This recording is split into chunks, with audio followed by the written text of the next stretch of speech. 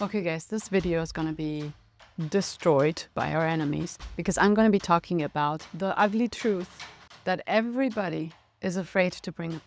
But somebody has to do it. And it might as well be me, because what else do we have to lose? We're bringing up all of the other truth. Why not this one that everybody tries to hide and is too afraid of because they're worried about whatever is important to them, be it their position, be it their money, be it their reputation or anything. So let's dive into this. Basically, there's a big lie circulating in America, in the media, in our administration, in around the world right now. And that's the lie of peace.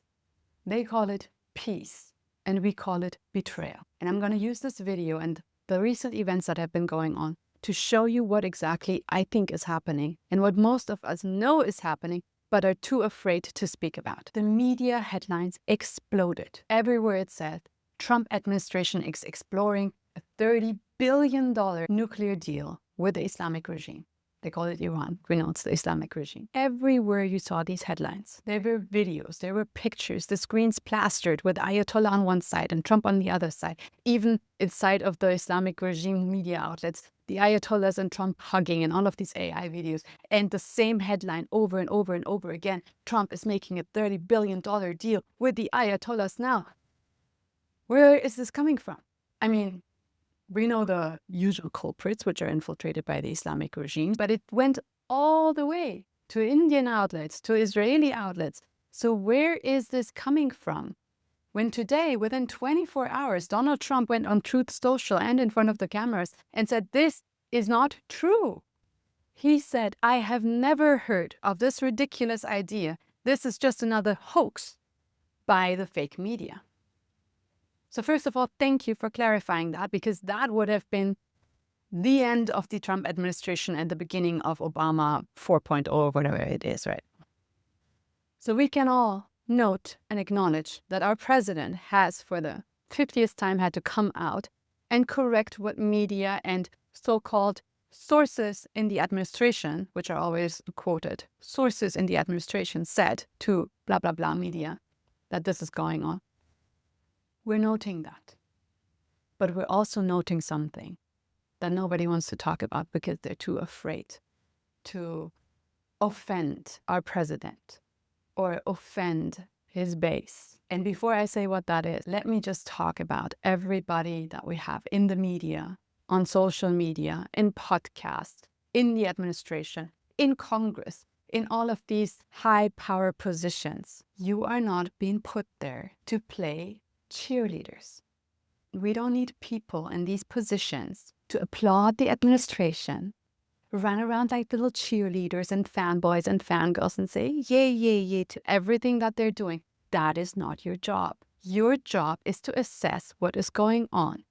Your job is to advise the administration. Your job is to clearly bring out what is in line with the administration's goals, which is America first, okay? National security first, not Islamist first, and bring in the solutions. And when you see red flags, it is your duty to the American public to speak up and say, no, this is not what the Trump administration is about. This is not America first. This is not MAGA. This is not what America voted for. This is, in fact, Obama first. This is, in fact, what would have happened if we had another Biden administration. This is, in fact, jihadist and Islamist-first. This is, in fact, appeasement. This is, in fact, deals. This is, in fact, bribes. This is, in fact, that's what we need you to do. Unafraid, unapologetic, come out, advise our administration, inform the American public about the truth. That is your job. And you're not doing your job. Why? I hear it all of the time when I'm talking to these people. Do you think this is in line with the goals of our administration? No, they say, of course not. But what can I do? I'm going to lose my job. I'm going to lose this lit position. I was promised XYZ. I will be taken out. Did you not see 100 people from the NSC were just kicked out? Did you not see what they did to so-and-so in the State Department? Did you not see this and that? Yes, I see that. I see that, and I see how you're all turning into cowards. Your job is to make sure that America and our administration is not betrayed. Our values are not changed. Our campaigns, our goals are not erased and replaced by Obama administration and Obama policies, just with a MAGA hat on top of it. So if you can't do your job, step aside. We don't need cheerleaders. Because what you're doing is a betrayal of the American people. What you're doing helps America's enemies who are waiting for you to be cowards. What we need is some bravery from our journalists, from our administration, from our everybody who sees what's wrong. Donald Trump denied that there was a deal on the table with these bloodthirsty jihadist Ayatollahs. We know that. But what he did not deny was his own words. I'm going to respond to the Ayatollah's statement yesterday that we won the war. Oh, God, we won the war. And I said, look, you're a man of great faith, a man who's highly respected in this country. Praised the supreme taco of the Islamist regime as a man of faith, a man of great faith. He said that he's widely respected in Iran. There is not a day that the people of Iran are not screaming out of their lungs, death to Khamenei. He is not respected. He's not even feared. He is the symbol of everything that is wrong with this Islamist occupation. He did not deny, but instead bragged about saving the life of the supreme taco of the jihadist Ayatollahs. Donald Trump. He said that if he did not interfere, if he did not stop Israel and the airstrikes that were going on, that he would have had an ugly death. Remember the ugly death? He died like a dog. Can you imagine? Abu Bakr al-Baghdadi is dead. Terrorists who oppress and murder innocent people should never sleep soundly, knowing that we will completely destroy them. And he died in a vicious and violent way as a coward, running and crying. A brutal killer, one who has caused so much hardship and death, has violently been eliminated. He will never again harm another innocent man, woman, or child. He died like a dog. He died like a coward. The world is now a much safer place. The president who said about terrorists, he died like a dog, would now say, I saved you from an ugly death. So naturally, Khamenei declared victory. And he wasn't wrong. He was victorious because he survived. He did not only survive the airstrikes of the Israeli forces, he survived the uprising of the Iranian people. He survived his sure annihilation, the end of his regime, the end of this occupation. He survived that. So to him, in his bunker, that was a triumph. And that's what he said. He won another chance to oppress Iran, to take out our resources from Iran and continue his reign of terror around the world. He won. Because to him, it was not about nuclear anything. It was an important trump card in the game of negotiations and the game of Western brokers to bring that in. Oh, at any time I can enrich uranium and you cannot stop me unless you make a deal with me. Yes, that we took care of. That the American airstrikes and Israeli airstrikes blew up. No more card to play. No more nuclear negotiations because you don't have something right now. For now, until China comes in and rebuilds all of that kind of stuff. And we don't know, between like a few months to a few years, everything can be back up. Of course, we know that, especially if sanctions are lifted, especially if they're not stopped in what they're doing, that can all come back. But for now, that card is gone, but it was never about that card. It was about their survival. It was about making sure their occupation of Iran continues. They will be allowed and backed by Western leaders. Yes, continue massacring Iranians. And that is what he's celebrating right now. Nobody in the Western world, none of the leaders of these free world countries has done what Israel has done. And I never speak about countries or leaderships ever. Not my own countries, not Germany, not America, not Iran, not nobody. I never speak about parties. I never speak about politicians. I'm never siding with one because that stops me in being able to look at policies instead of individuals and labels and banners and flags. But I have to say it now. Nobody has done what the Israelis have done. The Israelis have continuously, especially in the last month or year, spoken directly to the Iranian people, not the oppressors, not the Ayatollahs. They would not entertain the thought of having a deal with these jihadist, Islamist, turban-headed terrorists. They would not even think about that. They speak directly to the Iranian people through several channels, every single time, ensuring them, people of Iran, you're not our enemy. People of Iran, you have the right to reclaim your country. People of Iran, we will protect you. People of Iran, we're on your side with you against the Ayatollahs. Who said that? If all of these Western world leaders would have sent a fraction of the messages that the Israelis have sent to the Iranian people, do you think these Ayatollahs would stand right now? We're not even talking about interventions. We're not talking about war. We're not talking about strikes. We're not talking about business. We're talking about just the message to the Iranian people. We see that you're occupied. That would be nice. That would tell the Iranian people, there is somebody out there on our side.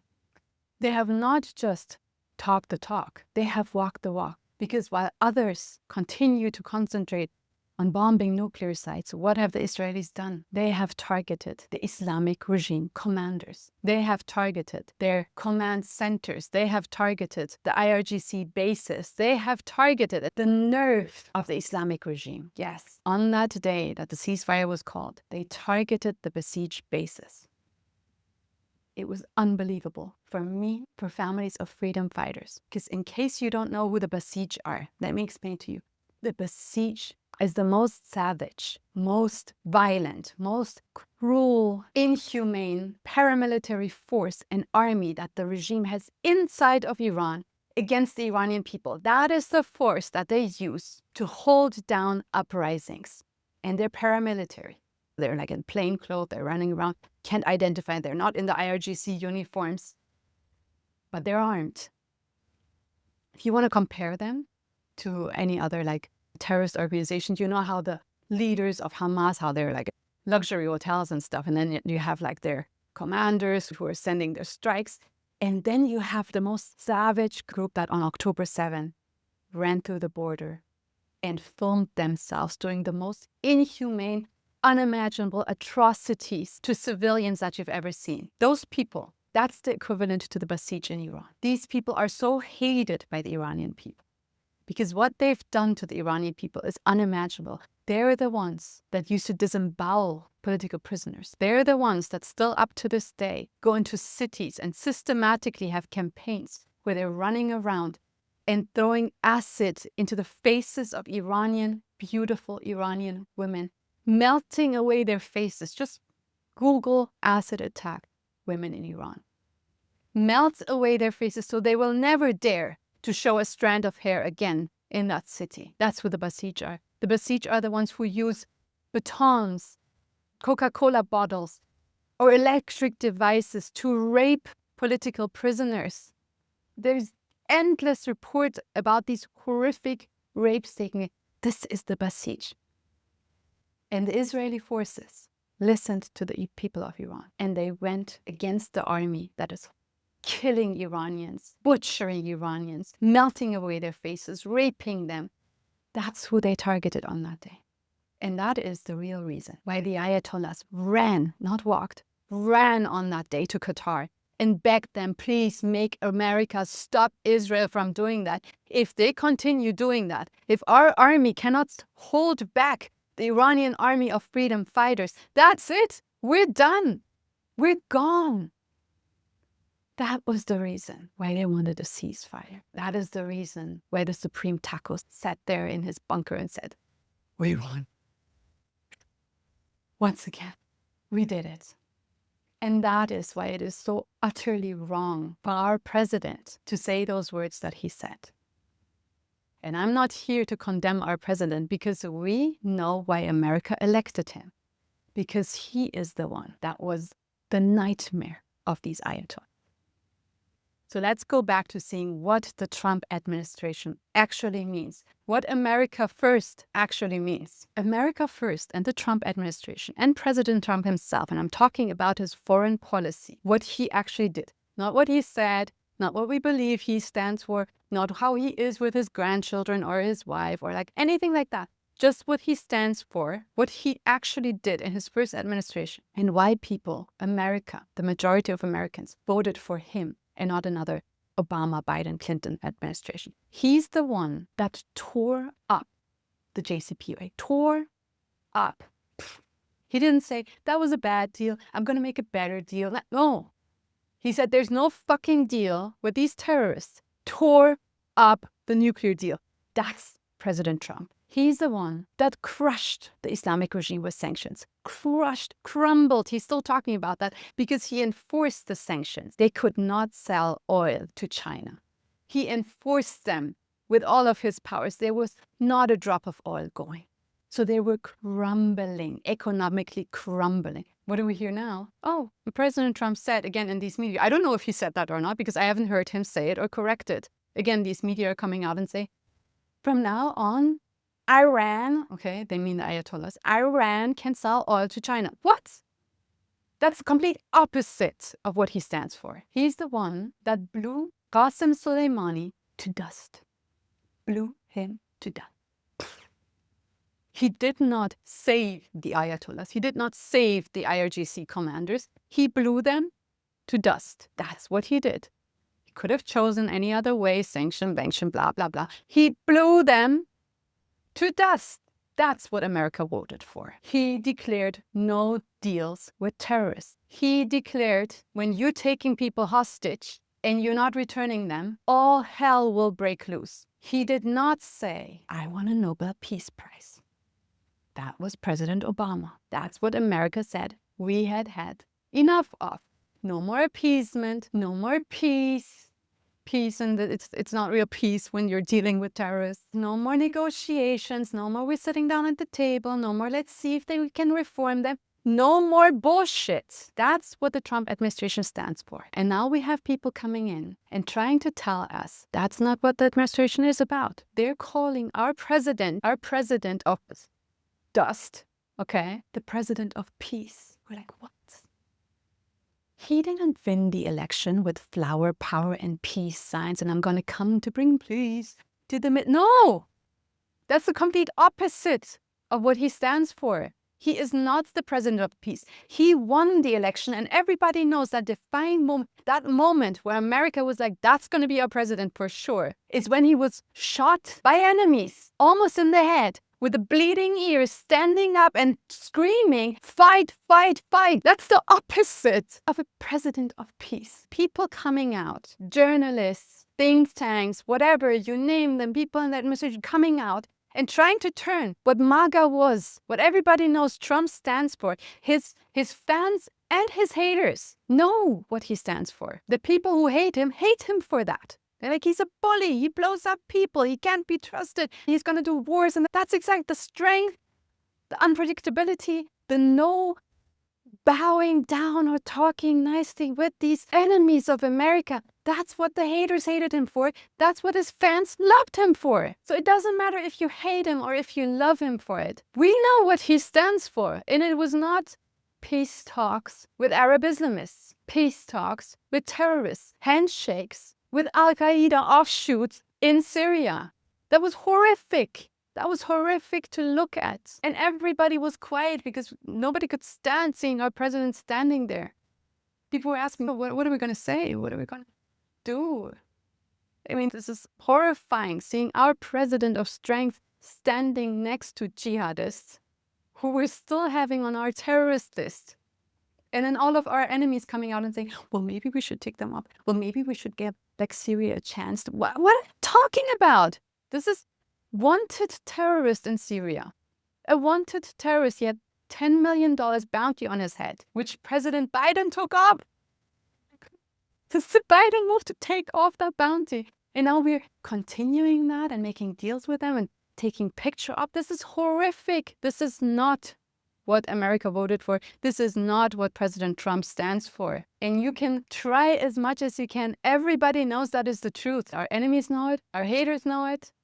Everyone knows this. So stop pretending otherwise. So while we appreciate our president coming out and correcting these hoax, this can't continue like that, guys. Like, we have to address the main cause, the issue. Why is there continuously this kind of narrative coming out from somewhere from the administration? People are not making it up. There's somebody somewhere always these like sources out of the administration who are coming out and telling us this kind of stuff, right? So there's two options. One, and I don't believe it, but some people say it, this is just a big game. Trust it.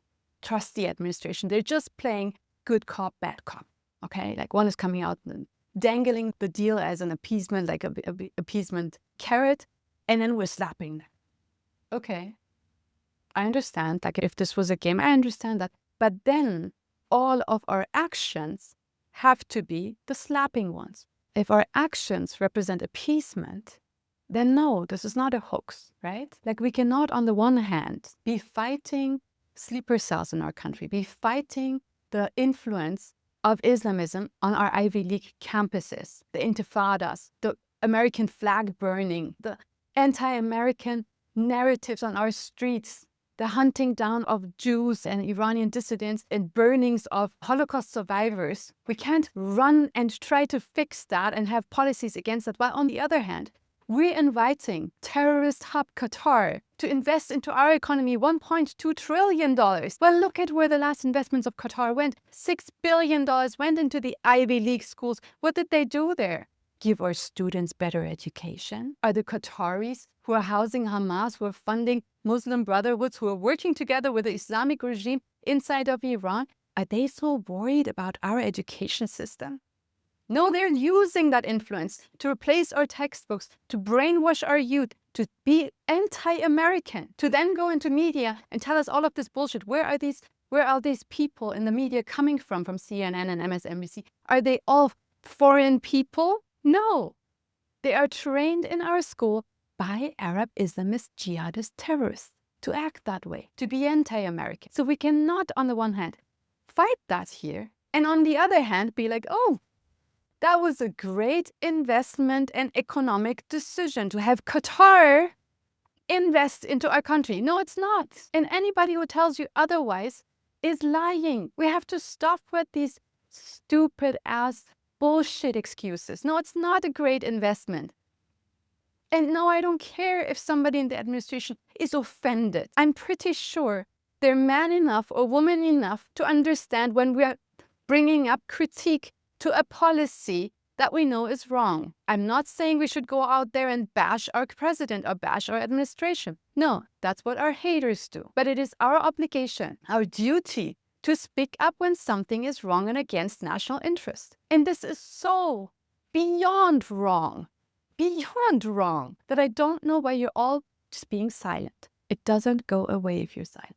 It's your job to protect us, to protect our people here, to protect this freaking world from this infiltration, which brings us to option number 2. So if it's not a bad cop, good cop kind of game, what is it then?